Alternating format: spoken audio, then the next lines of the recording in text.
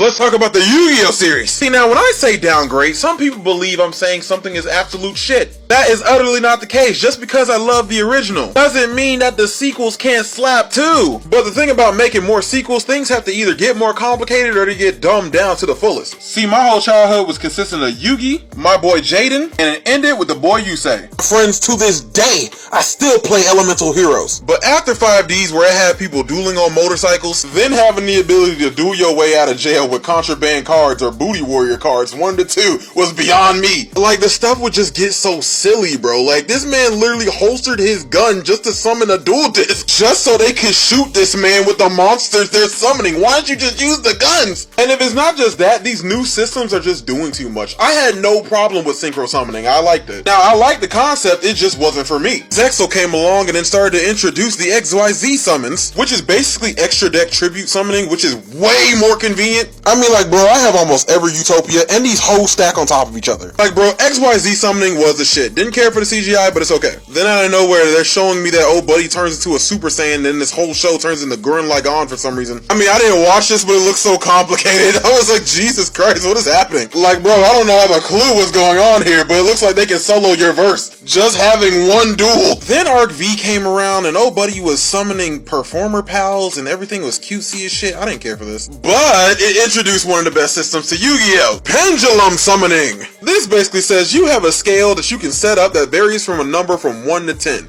You can then summon anything between those numbers. So let's see, this hoe says 3. I'll put that right there. This one says 6. Put that bad boy right there. What does that mean, folks? Anything between the numbers of 3 and 6 can now be summoned. Which means I can just basically put my whole damn hand down. Did I forget to mention putting all that down don't count as a normal summon or a special summon? And you can do that hoe at any time? But even though I don't care for this show, this isn't the downgrade. Here's where the downgrade sets in, and this is called V-Reigns. This introduced the most annoying system in all of Yu-Gi-Oh! To me. So they call this new system link summoning. So basically a card will have different directions pointing on it, and depending on where that card is positioned gives this card a special ability. I think that's what it is. Like, the cards usually look like this. What pisses me off about this new system, it says that your old way of dueling was overkill. Time to limit that hoe. This hoe says you have count on one designated zone for extra deck monsters. God forbid if you want to play pendulums, because 2 of them scales are going in your spell and trap zones. Now you only gonna have 3 spaces for spell and traps. I play Elemental Heroes. They honestly suck by themselves. They need to fuse. Like, legit, if I don't fusion summon at least 3 or 4 times, I just lose. But fusion comes so easily to them. That's the trade-off for it. One thing that killed me is that they created this system just because people were complaining about getting OTK'd. People don't understand the stuff that you have to experience, the smells that you gotta go through just to get a decent deck. To remake my whole deck because you lost turn 2?